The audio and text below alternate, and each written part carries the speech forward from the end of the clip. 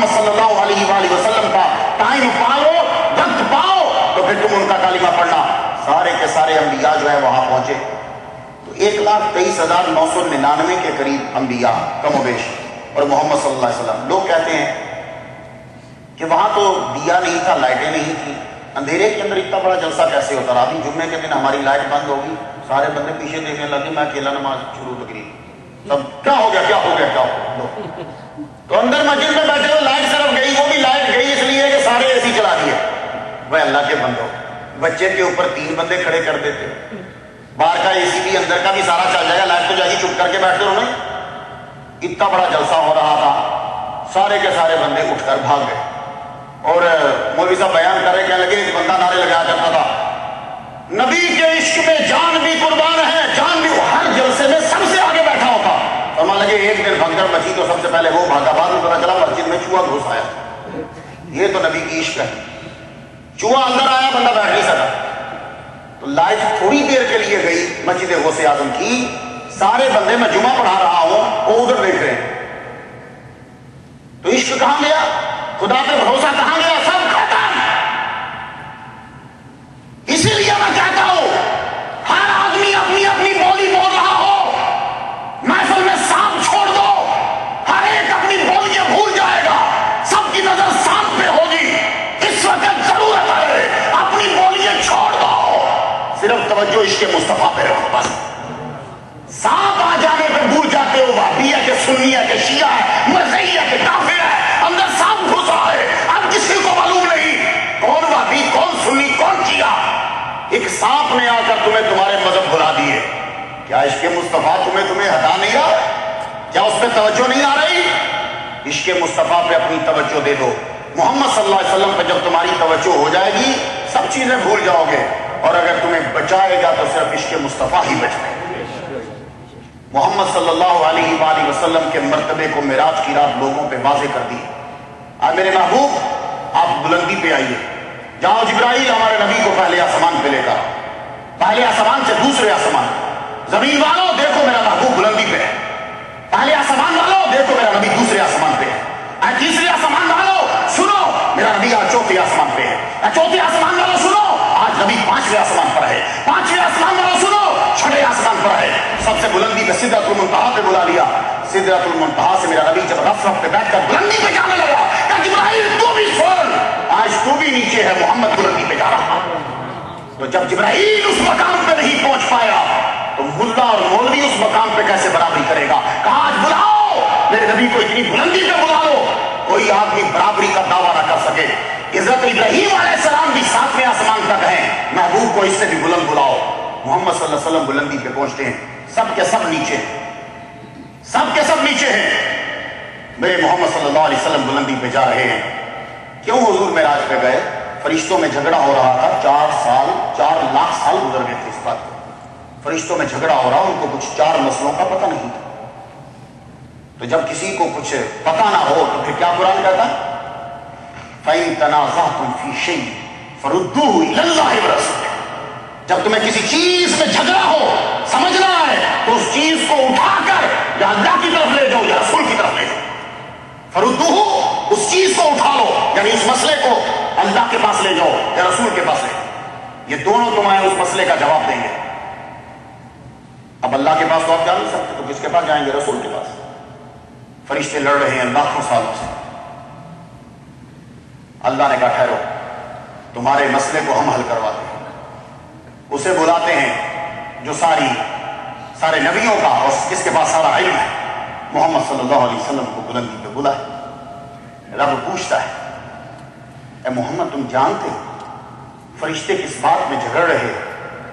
تو میرے نبی کا ادب دیکھو، استاد جب کوئی چیز پوچھے تو تقاضا یہ ہے کہ شاگرد یہ بولے حضور آپ جانتے ہیں۔ استاد کے سامنے بیٹھ کر بولے کہ میں جانتا ہوں، جانتا ہو بھی تو میرے بھی، خاموشی سے استاد جی آپ جانتے ہیں۔ امام اعظم کہتے ہیں جب تک میرے استاد زندہ رہے میں ان کی محفل میں بیٹھا رہا، میں نے کبھی کسی کو کسی سوال کا جواب نہیں دیا جب تک میرے استاد دنیا سے حضرت حماد چلے نہیں گئے۔ تقاضا یہ ہے استاد کی موجودگی میں، بڑے کی موجودگی میں گفتگو مت کی جائے، اس بڑے کو بول دے۔ اللہ پوچھتا ہے آپ جانتے ہو؟ اللہ تو جانتا ہے، اللہ تو جانتا ہے۔ حضور فرماتے ہیں فوازا یادہ ہو، اللہ نے اپنا دست قدرت رکھا بین کتفے، میرے دو کندھوں کے درمیان، فوجدت بردھا بین صدیے، میں نے اللہ کے دست قدرت کی ٹھنڈک کو سینے میں محسوس کیا، تو سینے میں محسوس کیا تو جو کچھ ہونا تھا وہ سارا نظروں کے سامنے آ گیا، جو کچھ ابھی پیچھے ہو چکا یا جو آگے ہونے والا تھا ہر شے مجھ پر عطا ہو گئی۔ اب اللہ نے کہا فرشتوں پوچھو میرے نبی سے، تم پوچھو میرا نبی جواب دے گا۔ تو ایک مرتبہ امتحان ٹھہرا تھا آدم علیہ السلام کی موجودگی میں، تو تب بھی کوئی جواب نہیں دے پایا تھا، آج ان کے ذہن میں سوال ہے، اب محمد صلی اللہ علیہ وسلم جواب دینے لگے۔ حضرت اسرافیل علیہ السلام پوچھتے ہیں، عرض کرتے ہیں یا رسول اللہ کفارات کیا ہے؟ حضور صلی اللہ علیہ وسلم نے واضح کی، فرمانے لگے سنو، سخت سردی میں وضو کرنا، سب سنو، سٹوری نہیں، اس چیز کو دماغ میں بٹھاؤ، میرا نبی فرشتوں کو جواب دے رہا، اور جب کوئی بول رہا ہو دوسرے سیکھ رہے ہو تو شاگرد ہو، گویا کہ پھر سب میرے نبی کے شاگرد بن گئے۔ اسرائیل میرے نبی کے شاگرد، اسرافیل میرے نبی کے شاگرد، میکائیل میرے نبی کے شاگرد، جبرائیل میرے نبی کا شاگرد، تمام فرشتے میرے نبی کے شاگرد۔ یا رسول اللہ کفارات کیا ہے؟ یعنی کن چیزوں سے خدا تعالیٰ گناہ معاف فرما دیتا ہے؟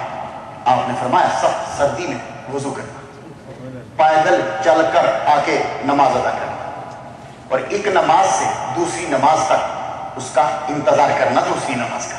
کہا ہے اسرافیل یہ تیرے سوال کا جواب ہے۔ حضرت میکائیل علیہ السلام کھڑے، یا رسول اللہ مد درجات، کن چیزوں سے درجے بلند ہو جاتے ہیں؟ محمد صلی اللہ علیہ وآلہ وسلم جواب دینے لگے، کہنے لگے بھوکھوں کو کھانا کھلانا، ایک دوسرے کو سلام کرنا، اور رات کی تاریکی میں اٹھ کے نفل ادا کرنا، رب اس سے درجے بلند کر دیتا ہے۔ آپ کبھی کسی بھوکے کو روٹی کھلا دو، میرا وجدان کہتا ہے، مسئلہ نہیں، میرا وجدان کہتا ہے، ایک بندہ 1 سال نمازیں پڑھتا رہے، ایک بندے نے ایک بھوکے کو روٹی کھلا دی مسلمان کو، اس نے بس یوں چہرہ اٹھا کر اوپر دعا کر دی تو بس تیرا بیڑا پار ہو گیا۔ لیکن اس کا مطلب یہ نہیں کہ نفل چھوڑ دینا، وہ شخص کے جس نے اپنی نمازوں پہ تکبر کیا ہے اس سے بہتر یہ ہے کہ جس نے بھوکے کو کھانا کھلا دیا۔ لیکن کام دونوں، تم بھوکے کے پیپر میں پاس ہو جاؤ اور اب نماز میں پکڑ لے، پھر کیا کرو گے؟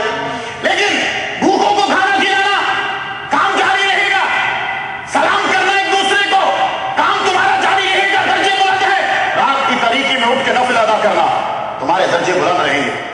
جبرائیل علیہ السلام عرض کرتے ہیں حضور منجیات کیا ہے؟ آدمی کو نجات جو ہے وہ کس سے مل جاتی ہے؟ اب سے یاد رہے، فرمانے لگے خلوت میں اور جلوت میں، خلا کہتے ہیں تنہائی، اس لیے اسے بیت الخلا بولا جاتا ہے، تنہائی کا گھر۔ خلوت میں اور جلوت میں، تنہائی میں ہو یا جلوے میں ہو، خلوت میں ہو یا جلوت میں ہو، لوگوں کے سامنے یا تنہائی میں ہو، ہر حال میں اللہ کو یاد کرنا، امیری میں ہو یا فقیری میں ہو، میانہ روی کرنا۔ اور فرمایا غضب میں ہو یا ترقی میں ہو نرمی کرنا، ان دو جگہوں میں آدمی نرمی نہیں کرتا، غصے میں ہو تو نرمی نہیں کرتا، پھر اس کے آگے سامنے جو آئے ٹکاتا چلا جاتا۔ اکثر لڑائی گھر میں کیوں ہوتی؟ غصے میں بیوی کو مار دی ہوتی۔ تو غضب میں ہو تو نرمی کرے، اور جب آدمی بہت بلندی پہ پہنچ جاتا، ترقی میں پہنچ جاتا، پھر بھی ظلم کرنے لگ جاتا۔ وہ بڑے کم لوگ ہوتے کہ جو بلندی پہ پہنچ کے بھی یہی کہتے ہیں ہاذا رحمت من ربی، اے رب یہ تیرا ہی کرم ہے۔ سلیمان علیہ السلام کتنی بلندی پہ پہنچ گئے تھے کہ ان کا دربان در پہ بیٹھنے والا، ان کی کابینہ کا ممبر جو ہے وہ پلک جھپکنے سے پہلے لے کر آ رہا ہے، تو کہہ رہے ہیں کہ ہاذا من فضل ربی، یہ میرے رب کا فضل ہے۔